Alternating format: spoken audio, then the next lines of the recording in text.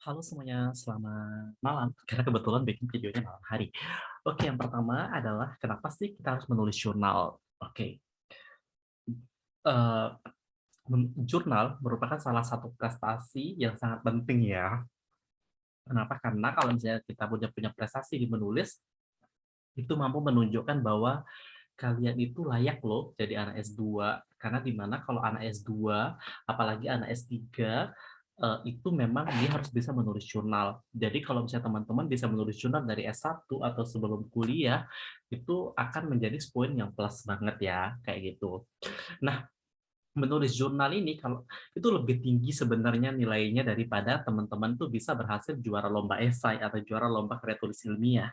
Kenapa? Karena menulis jurnal tentunya itu lebih berbobot, lebih terakui dan lebih lebih keren lah ya intinya. Tapi tentu sebenarnya kalau kita menulis jurnal itu, kalau misalnya kalian sudah bikin penelitian atau sudah selesai tulisannya, itu sudah prestasi ya.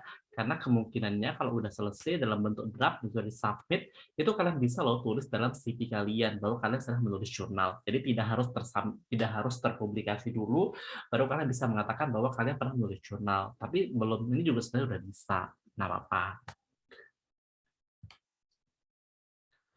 Kelebihan dari prestasi jurnalnya adalah dia kesesuaian dengan bidang kita ya. Jadi kalau misalnya kalian nih, bahkan kalau saya saranin banget nih kalau misalnya kalian S1-nya jurusan apa, S2-nya jurusan apa, itu akan bagus banget kalau misalnya teman-teman itu gunakan kesempatan itu untuk membuktikan bahwa kalian layak tuh untuk mengambil jurusan tersebut kayak gitu.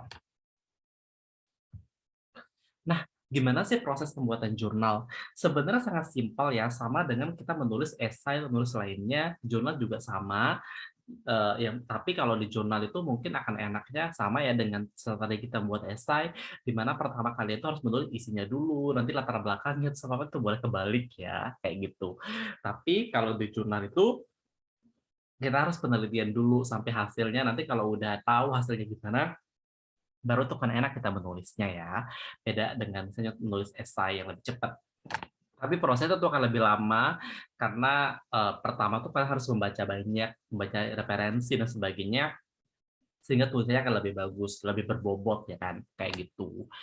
Eh, Secara proses sebenarnya mungkin sama dengan bikin skripsi atau bikin sebagainya ya, di mana mungkin kalian perlu konsultasi dengan dosen atau apa untuk bisa membuat supaya penelitiannya bagus gitu. Nah, kalau misalnya kita sudah membuat penelitian, nah kalau kita sudah buat penelitian, baru kita akan memilih nih, kira-kira kita mau disubmit di mana. Banyak sih pertimbangan yang kita pilih, misalnya kayak syarat dari ininya dulu, misalnya kayak syarat dari akreditasinya lah ya, gitu. Misalnya kalau kalau di nasional di Indonesia misalnya SITA berapa, SITA 5, 6, 5, 4, 3, 2, 1 gitu. Atau misalnya kalau kalian kuliah di suatu negara, pasti mungkin di dalam negara itu juga punya punya indexing sendiri, punya certification sendiri kayak gitu. Tapi kalau misalnya teman-teman mau mengajukan ke kayak Scopus atau kayak ke web of science itu akan lebih bagus. Tapi itu kan sulit ya, mahal juga gitu. Jadi kalian bisa sesuaikan lah dengan kemampuan kalian, dengan kemampuan membayar, apa kalian mencari yang gratisan atau ini, atau dengan syarat yang kalian diminta. Eh, tapi begini sih, intinya tuh kalian bisa mulai dari yang simpel dulu. Sama kalau misalnya kita kejar prestasi kan kita bisa mulai dari prestasi yang oh mungkin tingkat tingkat daerah dulu, oh mungkin baru tingkat provinsi atau tingkat nasional, atau tingkat internasional. Mungkin dari jurnal juga begitu ya. Yang pertama kalian bisa yang tidak terindeks dulu atau bisa nanti terindeks Sinta. Sinta pun mungkin bertahap dulu dari pertama dari bahasa Indonesia dulu, mungkin nanti dijadikan ke bahasa Inggris, baru nanti mungkin ke jurnal lain kayak gitu. Kalau memilih jurnal di luar negeri itu harus hati-hati juga ya. Kenapa? Karena kalau misalnya dia tidak terakreditasi sesuai dengan Indonesia juga kayak useless juga kan gitu. Itu saat memilih kalian harus perhatikan juga di jurnal itu bahasannya apa, bahkan kalau misalnya kalian punya teman punya dosen atau apa yang bisa merekomendasikan itu will be better ya, kayak ih kenapa sih pilih itu. Kalian dalam submission jurnal atau penerimaan jurnal itu juga sangat bergantung pada orang dalam juga. Jadi kalau misalnya kita punya kenalan di jurnal itu bisa dimudahin ya, bisa memudahin untuk prosesnya kayak gitu. Yang terakhir, cara submit jurnal simpel ya, sama dengan kita submit apa. Pertama kalau misalnya teman-teman itu sudah memilih, oh mau jurnal ini. Yang pertama itu kalian sesuaikan dengan formatnya, dengan panduan dari jurnal itu. Kayak apa aja isinya, apa aja syaratnya, berapa kata, sebagainya, dia pakai apa ya? Dia menggunakan referensinya model apa, plagiarismenya berapa, itu kalian sesuaikan, kalian ini baru kalian submit. Nanti kalau misalnya kalian submit itu akan ada hasilnya ya, akan ada hasilnya ya, tapi itu kadang prosesnya lama ya, kadang bisa lama banget, kadang bisa cepat gitu.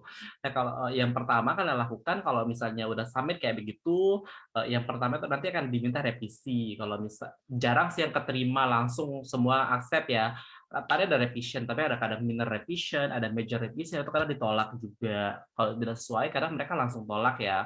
Kalau paling pertama itu misalnya kayak, ini tidak sesuai nih dengan jurnalnya, kadang mereka akan langsung nolak. Tapi kalau misalnya sesuai, mungkin akan dievaluasi dulu atau apa gitu kan. Itu banyak pertimbangan, kadang bisa ditolak langsung atau sebagainya. Nah setelah itu, nantinya dia akan apa ya, dia akan ada revisi, nanti kalau misalnya udah ini, kalian akan diminta membayar dan sebagainya. So simple, nggak ada yang sulit, yang terpenting adalah kayak kalau di menulis ini dia akan lebih berat ya, bahkan mungkin sama beratnya dengan menulis skripsi yang perlu waktu yang lama. Makanya kalau kehidupan itu, kalian harus melatih dulu nih kemampuan kalian menulis dulu. Karena kalau misalnya menulisnya buruk, tidak bagus, dari segi ini, itu akan lebih susah lagi untuk menulis jurnal yang berkualitas.